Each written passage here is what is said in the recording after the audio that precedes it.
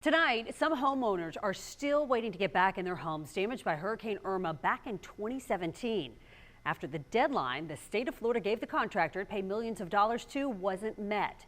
In May, we shared the stories of Floridians waiting years for the Rebuild Florida program to either repair or replace their homes. And we took their concerns to the head of Florida Commerce. When will all the work be finished? July. This July? Just July. All the work will be finished for the Hurricane Irma program. The contract for the contractors ends then, so they must finish it in July. That's non-movable for us. So that's what he told us back in May. That deadline, of course, is passed, and as of the last update we got from Florida Commerce, 250 homes are currently in the construction or pre-construction phase of the program, and now they're expected to be finished by the end of the year. For one Jacksonville woman, she found out today that she finally has access to her home for the first time since construction started. But she tells me she still has concerns. 42 inches came inside of our home, the home we were living in. This is what Katherine Ward's Jacksonville house looked like nearly 7 years ago following Hurricane Irma. I live on the west side over by Hyde Park Golf Course on Cedar River, and our river rose, I think it was a total of 7.5 feet above its normal high tide. Her home was deemed substantially damaged. And that substantial damage designation then means I can't repair my house or do any repairs. I have to tear down and rebuild out of the floodplain.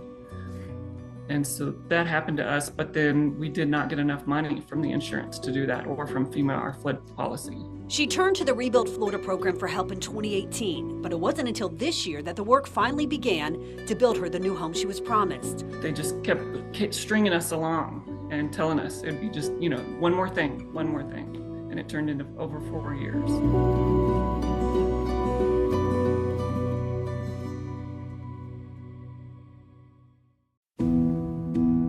Unable to live inside her damaged home, she says the second story collapsed while she waited for rebuild. Where do things stand today? Are you finally back in your home? No, we have never even been in our new home. Our new home has been built. According to the city of Jacksonville, the certificate of occupancy and the certificate of completion was done on June 28th, but we have still not been in our home. We have not been provided any information. That is what she told us 2 weeks ago. Monday morning, she says the contractor told her her house is ready. This morning, so he texted me first and gave me the code to get inside the door, and then said I could have access to the house, that the contractor believes they're 100% finished and that they're done. So I told him that I was still waiting on quality control too, and that it was my belief that it's not finished. Ward says the Rebuild Florida program has been a nightmare. I have cried more since the hurricane over the program and over being misunderstood and not being heard, and by the disrespect, and the entire system has been nothing but pain and suffering, and more devastating than the hurricane itself and losing everything we owned. Florida Commerce allocated $480 million it received from the federal government for the Hurricane Irma Housing Repair and Replacement Program. The state awarded IEM a $252 million contract to administer the program. And despite the Commerce Secretary, Alex Kelly, telling us all of the homes would be finished in July 2024, IEM's contract has now expired, leaving homeowners like Ward uncertain of what will happen next. If this was a business and it was run like this would not be acceptable.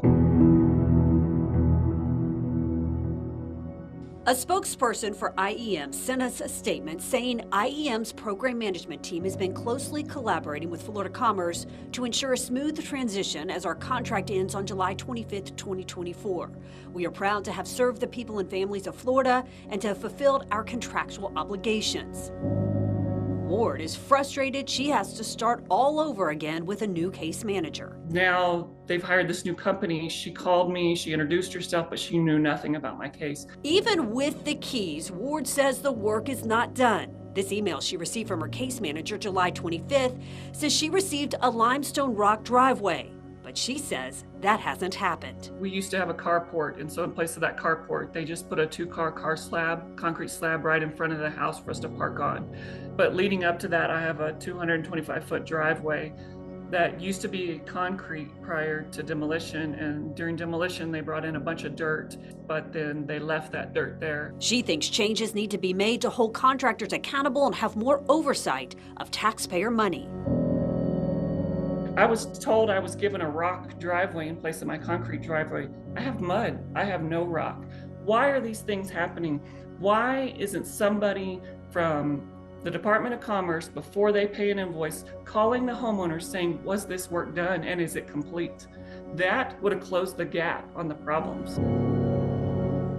For now, her brand new house sits empty as she waits for answers. I believe my home is uninsured right now. I've asked IEM and now the subsequent company and the Department of Commerce who's insuring my home right now. I'm still waiting on the program to send me closing documents. Nothing has been provided at this time to tell me what the next steps are, to tell me how they're going to close out my case, to tell me how they're going to deal with the unresolved issues that I still have that I show are in the scope of work but are incomplete.